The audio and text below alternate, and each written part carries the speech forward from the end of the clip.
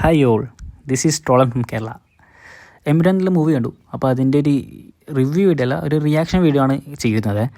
ആദ്യമായിട്ടാണ് ഇങ്ങനെ ഒരു അറ്റംപ്റ്റ് നടത്തുന്നത്. എന്തെങ്കിലും തെറ്റുകുറ്റങ്ങൾ ഉണ്ടെങ്കിൽ നിങ്ങൾ ക്ഷമിക്കുക. ഇത് എന്ന് വെച്ചാൽ നമ്മൾ പടം കണ്ടു. അപ്പോൾ പടത്തിനെക്കുറിച്ച് പറയുകയാണെങ്കിൽ പടം അടിപൊളി പടമാണ്. നിങ്ങൾ തിയേറ്റർ മസ്റ്റ് വാച്ച് പടമാണ്.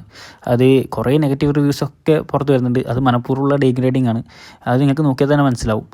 ഇപ്പോൾ തന്നെ ഞാൻ യൂട്യൂബിൽ നോക്കുന്ന സമയത്ത് ഒരു ന്യൂസ് കണ്ടു. അതായത് പഴയൊരു പടത്തിൻ്റെ ഒരു വീഡിയോ എടുത്തിട്ട് ഈ ഒരു പടം എമ്പുരാൻ നില്ലിൻ്റെ തിയേറ്റർ റെസ്പോൺസായിട്ട് ഇറക്കുന്നവരുണ്ട്.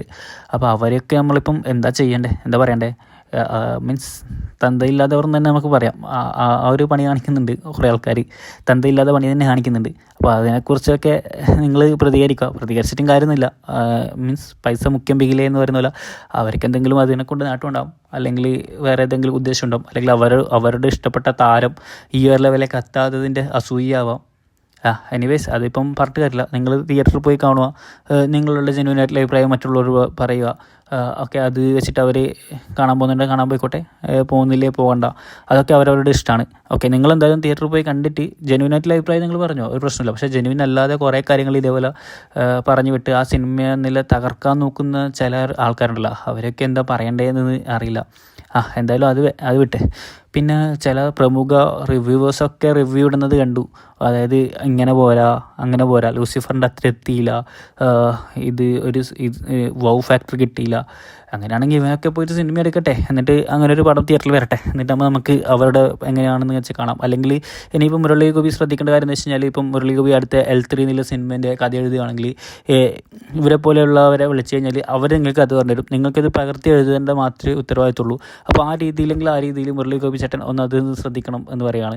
കാരണം ഇവരൊക്കെ ആരാ ഇങ്ങനെ റിവ്യൂ പറയാൻ വേണ്ടിയിട്ട്? അതായത് അത് അങ്ങനെ ആയില്ല, ഇങ്ങനെ എത്തിയില്ല, ഇവിടെ എത്തിയില്ല, അവിടെ അങ്ങനെ വെച്ചാൽ ശരിയായിരിക്കായിരുന്നു. ഓക്കെ, നമുക്കിപ്പോൾ പടം കണ്ടത് ജെന്യുവനായിട്ട് നമുക്ക് ഇഷ്ടപ്പെട്ടോ ഇല്ലയോ എന്ന് പറയാം. അല്ലാതെ ഒരു സിനിമയെ കീറി മുറിച്ചുകൊണ്ട് നമുക്ക് പരിശോധിക്കേണ്ട കാര്യമില്ലല്ലോ റിവ്യൂസ് എന്നുള്ള രീതിയിൽ. ഓക്കെ, നിങ്ങൾക്ക് ക്രിട്ടിസൈസ് ചെയ്യാം, പക്ഷേ അത് നിങ്ങളുടെ ക്രിട്ടിസൈസ് എന്ന് പറയുന്ന സമയത്ത് ഈ ഒരു ഗൂഢമായിട്ടുള്ളൊരു രീതിയിലാണ് നിങ്ങളുടെ ക്രിട്ടിസൈസ് നടക്കുന്നത്. ഒരു സിനിമയെ കീറി മുറിച്ച് അതിനെ ഇല്ലാണ്ടാക്കുക എന്ന് തന്നെ പറയാം. ഇപ്പോൾ നിങ്ങൾക്ക് ആ പടം ഇഷ്ടപ്പെട്ടില്ല, പക്ഷേ ആ പടം എനിക്ക് വർക്കായി, എനിക്ക് നല്ല രീതിയിൽ ഇഷ്ടപ്പെട്ടു. പക്ഷേങ്കിൽ എന്നെപ്പോലെ ചിന്തിക്കുന്നവർ ചിലപ്പോൾ നിങ്ങളുടെ റിവ്യൂ കേട്ടിട്ട് ആ പടത്തിന് പോകാതിരിക്കാം. അത് ആ പടത്തിനെ സംബന്ധിച്ചോളം, ആ പോകാതിരിക്കുന്നവരെ സംബന്ധിച്ചോളം നഷ്ടമാണ്. ഞങ്ങൾക്ക് നഷ്ടം വരാനൊന്നുമില്ല. ഇപ്പോൾ നിങ്ങൾക്ക് പടം ഇഷ്ടപ്പെട്ടില്ല, ഓക്കെ, നിങ്ങൾക്ക് ജെന്യുവനായിട്ട് അത് 1-2 മിനിറ്റിൽ നിങ്ങൾക്ക് ഒതുക്കുക. അതായത് പടം ഇഷ്ടപ്പെട്ടില്ല. അല്ലാണ്ട് സീൻ ബൈ സീൻ കയറി മുറിച്ച് പരിശോധിക്കുന്നത്. നിങ്ങൾ പല റിവ്യൂസും നിങ്ങൾ എടുത്ത് നോക്കി കഴിഞ്ഞാൽ ഒരു സിനിമ, ഒരു മോശം സിനിമ ആയിക്കോട്ടെ നല്ല സിനിമ ആയിക്കോട്ടെ, ആ സിനിമ നല്ലതോ മോശമാണോ എന്ന് നിങ്ങൾക്ക് പറയാം. പക്ഷേ അതിനെ സീൻ ബൈ സീൻ കീറി മുറിച്ചുകൊണ്ട് അതിനെ ഇല്ലാതാക്കുന്ന കുറേ റിവ്യൂസ് നിങ്ങൾ ഇതിനകത്തുണ്ട്. അങ്ങനെയാണെങ്കിൽ എന്തിനാണ് നിങ്ങൾ ഇത്ര കഷ്ടപ്പെട്ട് സിനിമ കാണാൻ പോകുന്നത്? അതായത് നിങ്ങളുടെ ജോലിയായിട്ടാണ് നിങ്ങളത് ഏറ്റെടുത്തിട്ടുള്ളത്. റിവ്യൂ പറയുന്നത് വെച്ച് കഴിഞ്ഞാൽ നിങ്ങളുടെ ജോലിയാണ്, നിങ്ങൾക്ക് പൈസ കിട്ടാനുള്ള മാർഗ്ഗമാണ്, അല്ലാതെ വേറൊന്നുമല്ല. അല്ലാണ്ട് നിങ്ങൾക്ക് പടത്തിനോടുള്ള ഇഷ്ടം കൊണ്ടോ അല്ലെങ്കിൽ ഈ നാട്ടുകാരോട് നന്മ ചെയ്യണമെന്നോ എന്ന് ഉദ്ദേശിച്ചല്ല നിങ്ങൾ റിവ്യൂ ചെയ്യുന്നത്. നിങ്ങളുടെ റിവ്യൂസ് കണ്ടാൽ മനസ്സിലാവും. അപ്പോൾ ഓക്കെ, നിങ്ങൾ സപ്പോർട്ട് ചെയ്യാനും നിങ്ങൾ ഹേറ്റ് ചെയ്യാനും കുറേ പേര് വരും. യൂട്യൂബിൽ എത്രത്തോളം കമൻറ്റ് കിട്ടുന്നോ അത്രത്തോളം നിങ്ങൾക്ക് റീച്ചും കിട്ടും. അത് തന്നെയാണ് നിങ്ങളുടെ ഉദ്ദേശം.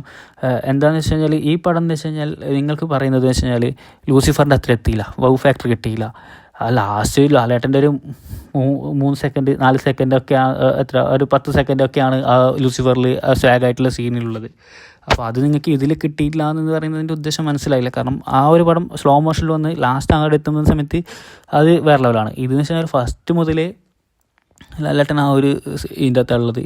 അപ്പോൾ അതിൽ നിന്ന് വരുന്ന സമയത്ത് പ്രത്യേകം ഓരോരാളും മൈൻഡ് സെറ്റ് ഉണ്ടാവുമല്ലോ.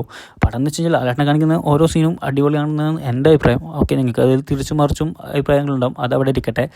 പിന്നെ ഈ ഒരു കാര്യത്തിൽ അശ്വൻ കുക്ക് പറയുന്നത് പല കാര്യങ്ങളും സീൻ ബൈ സീൻ അങ്ങനെ പറയേണ്ട ആവശ്യം ഇല്ല എന്ന് എനിക്ക് തോന്നുന്നു. കാരണം നിങ്ങൾ റിവ്യൂ ഇട്ടിട്ട് നല്ലതാണോ മോശമാണോ പറഞ്ഞിട്ട് ആൾക്കാർ പോകുന്നുണ്ട്, പോയിക്കോട്ടെ. പക്ഷേ എങ്കിൽ നിങ്ങൾ മാക്സിമം ടൈം ഇതിലേക്ക് എത്തിക്കാൻ വേണ്ടി നിങ്ങൾ ആ പടത്തിനെ അത്രയും രീതിയിൽ ഡീഗ്രേഡ് ചെയ്യുന്ന പോലെയാണ് എനിക്ക് തോന്നിയിട്ടുള്ളത്.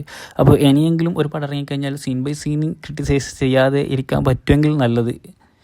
Anyway, thanks. എൻ്റെ അഭിപ്രായത്തിൽ പടം അടിപൊളിയാണ്. നിങ്ങളെന്തായാലും തിയേറ്റർ മസ്റ്റ് വാച്ചാണ്. തിയേറ്ററിൽ പോയി തന്നെ നിങ്ങൾ ഇത് എക്സ്പീരിയൻസ് ചെയ്യേണ്ട പടമാണ്. അത്രയും നല്ല രീതിയിലാണ് എന്തായാലും ഒരു കാര്യം കാണുമ്പോൾ സന്തോഷമുണ്ട്. ലൂസിഫർ ഇറങ്ങിയ സമയത്ത് ലൂസിഫറിനെ വിടാതെ ഡിഗ്രേഡ് ചെയ്തവരൊക്കെ ലൂസിഫറിനെ തലയിലെടുത്ത് വെച്ച് നടക്കുന്നുണ്ട്. എൽ2നെക്കാട്ടി നല്ലത് ലൂസിഫർ ആണെന്ന് പറഞ്ഞിട്ട്. അവരുടെ ലോകം, അവരുടെ സന്തോഷം, നമുക്കതിൽ ഇടപെടേണ്ട. നിങ്ങളെന്തായാലും പോയിട്ട് തിയേറ്ററിൽ പോയിട്ട് ഈ സിനിമ കാണാൻ ശ്രമിക്കുക. ഇനിയിപ്പോൾ L3 ഇറങ്ങുന്ന സമയത്ത് ഈ L2 ആണ് മികച്ചത് എന്ന് പറഞ്ഞ് നടക്കാനും കുറേ ആൾക്കാർ ഉണ്ടാവുമെന്ന് പ്രതീക്ഷിക്കുന്നു. എന്തായാലും നിങ്ങൾ തിയേറ്ററിൽ തന്നെ പോയിട്ട് ഈ പടം കാണുക.